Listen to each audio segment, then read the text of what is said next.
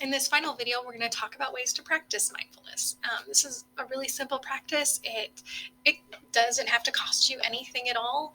You can use your phone. You can help you with this, but we'll talk a little bit more about that in a second. So first thing we're going to talk about are just basics of mindful practice. There's lots of different ways that we can practice mindfulness. We can practice it by, we can drink tea, coffee, water mindfully. We can eat mindfully. So this is just about savoring something as we ingest it. So we don't, I know I'm really bad about when I get my food, I just scarf it all down. Still practicing this idea of taking one bite at a time or one drink at a time to really savor the taste. Another thing that we can do is we can listen mindfully. When somebody is talking to us, we can engage fully. We can give them our full attention. We can also go for mindful walks. This is probably my favorite. I love spring because I get out take my dog for a walk. I put on a walking meditation, and I just I let my mind focus on my senses, my steps. It helps me connect to nature and to my body. We can also do everyday activities, like we could brush our teeth mindfully. We can do the dishes mindfully. We can, shovel snow mindfully, because we got to do a lot of that a couple weeks ago. It doesn't matter what the task is. It's just how you pay attention to it. We pay attention to just that one thing, and when we stop paying attention to it, we bring our mind back, because that's what our mind does. It's going to wander. That's what its job is. So when we are with mindfulness, we're really practicing awareness of that wandering mind and how we can refocus it. And then the final thing is meditation. And meditation is a powerful practice, but not the only way to practice. I think of it more like a good comparison for me is my Fitbit allows me to keep track of my steps all day long. So it's like practicing mindfulness throughout the day. And when I exercise, we're focusing on my heart rate and flexibility and building strength. And that's really what meditation is. It's about that concentrated time to increase that foundational practice. So the first practice I'd like to share with you is called setting an intention. So this is to bring in a mantra or a quote or a statement that you want for that day. You share it with yourself. You can say it verbally. You can write it down. You can have a partner that you share it with. It's whatever works best for you. And I really suggest adding it to your morning ritual. I got this. This was a suggestion, and from a long time ago. I've been using this practice for many years, actually. I got it from when I was going through a difficult time in my life, and I was in counseling. And my counselor had asked me, "How do you feel when you get up in the morning?" I told her, "I feel horrible. All I want to do is go back to bed. I just can't wait for the day to get over so I can go back to bed." She goes, "So how does your day go?" Mine goes horrible, because I'm telling myself it's going to go horrible. Our brain believes what we tell it. So by setting an intention, this was a practice that she'd asked me to do. She wanted me to find a quote or write a statement or something that would help me look at the day in a different way. So I used the quote, "Don't count the days, make the days count." And I put it on my desk at school, and I had it on my phone, on my screensaver.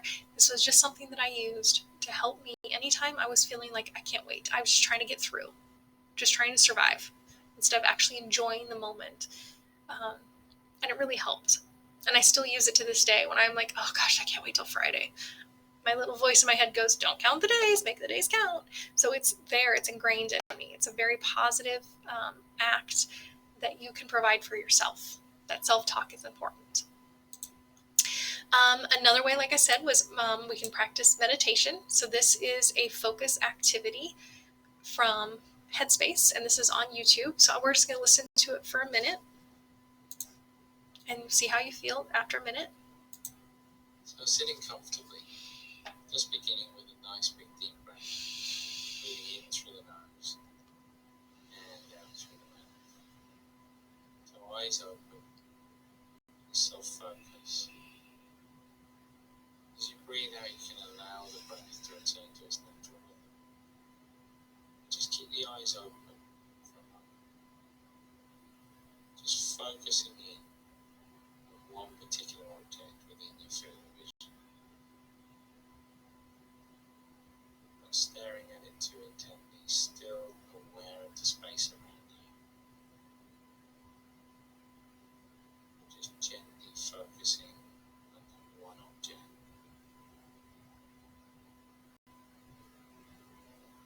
And then just slowly zooming back out again as you blink a few times with the eyes.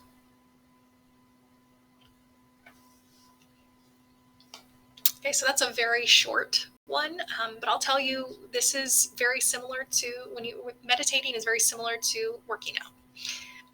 When you first start, you shouldn't go, for an hour, because not only if you're exercise for an hour without ever exercising before or for a long time, it's going to be really hard on your body. You're going to get discouraged fast. Same thing goes with meditating. You should start small and work up. I'm honestly, again, been doing this for 4 years, and 10 to 15 minutes is about where I'm at. That's a good amount of time for me. I've done an hour before, and it's painful almost. And so I just suggest working with figuring out what works best for you if you want to try this. And there's tons of things on YouTube. There's lots of apps, and I've given some suggestions on the handout. So sitting comfortably. Oops, sorry. Let's go to the next slide. Another way that we can work with mindfulness is to build emotional awareness. So we can really work on what we're feeling, why we're feeling it, because we're taught that there's good emotions and there's bad emotions, and you should only feel good emotions. And unfortunately, we're human, so we feel all emotions. And all emotions aren't good or bad.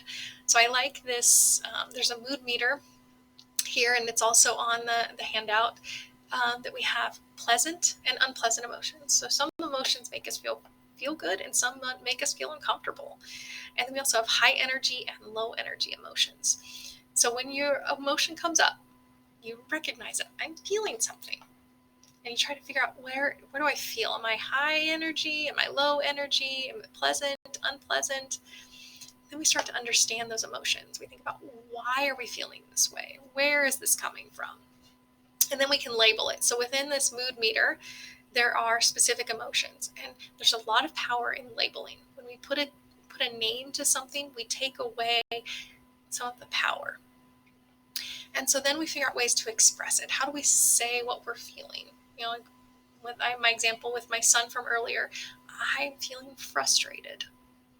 And so just to be able to say that's the feeling that I'm having. It's frustration because I expect this from you. And then we regulate.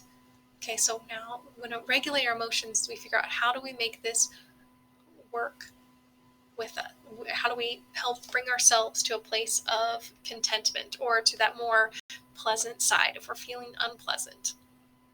Or how do we move? Where do we want to move to? What's the next emotion we want to feel? So how do we get ourselves there? So that sometimes comes with, that's where the breathing activities can come in, or going for a walk, or getting a drink of water. Sometimes that regulation can really help bring us to a place of calm. And so again, there's mood meters out there. I highly suggest this, especially with work with kids. There's also an app for the mood meter. I used this with my son the other day. A couple weeks ago, he had a lizard that died, and he found out right before school. I'm like, oh gosh, this is really going to set the tone for his day. So I gave him the mood meter app on my phone, let him put in how he was feeling and why he was feeling that, and it seemed to really help. You can move on from that then, because sometimes just to say it allows us to move on from it. Not always, but in that case it did. Another thing, and this is just a great activity and doesn't cost anything, with our kids, being fully present, with our partners, being fully present, making eye contact, even saying things back to them without judgment, and really practicing that non-judgment. It's hard because this is really ingrained in us, but practicing that non-judgment. Like, for example, when my son says something, I don't say, don't think that. I say, why do you think that? So really practicing those questions to see where it's coming from, because that does mean something, because there could be something that a connection that I'm not making. I'm watching for that nonverbal behavior. What, does their body slump? Is it up straight? Will they make eye contact with you, not make eye contact with you? What gestures are you seeing and such? And then asking those open-ended questions, like I said, why do you think that? What do you hope to come from this? Questions that come from what they're saying versus, again, without that, trying not to put judgment into those. And I'll tell you one word that has to be always to be wary of: the word should. Should is a very strong word. Didn't think of that until I started doing this work, but yes, should can be very judgmental. And the last activity I'm going to share with you is gratitude. This is probably another really powerful practice that can be done, but I would suggest trying it out for yourself, feeling how it goes, and then start working. If you want to share it with your family. I've done this at the dinner table, where we go around and we just share something that we're grateful for that day. We try to come up with new things each day. I also have done this practice for myself at night, where I write down 3 things that I'm grateful for in a journal, and trying to think of more than just, we can always say I'm grateful for family, I'm grateful for my health, I'm grateful for my faith. Those are great. Yes, and we are grateful for all those things, but think of why. What has it brought to you that day? What's a moment that happened during your day that you're really grateful for? What's an obstacle, something that you had to learn from that was difficult, that you're grateful for? So just trying to think a little more when you get into gratitude. It's not always easy for everyone. So if it just has to, there's been times where my husband's like, I'm grateful for milk, because really he just gets tired of me doing these activities with him at home. But if that's all you have, that's all you have, and it's okay. You don't have to go deep, but when you can, do. So just thinking about mindfulness and any of these practices benefit you, what are you going to try? I really suggest trying one thing. Don't overload yourself. The more we try to do at one time, the harder it is to maintain. So try and pick one thing from this presentation to think about, and how would you like to incorporate it into your life. And what I love most about mindfulness, and what's taught me, a big thing that it's taught me, is that the opportunity to start again. That while I can make a mistake, I can have a setback, I always get a fresh start the next moment or the next day. So you're always welcome to try. If it doesn't work, you can start again. You can try something new. So again, the resources, you can scan this QR code. But I'm grateful for this time. I hope you got something out of this, and my contact information is at the bottom of this digital handout, so you're welcome to email me or call my office if you have any questions. Thank you very much for your time.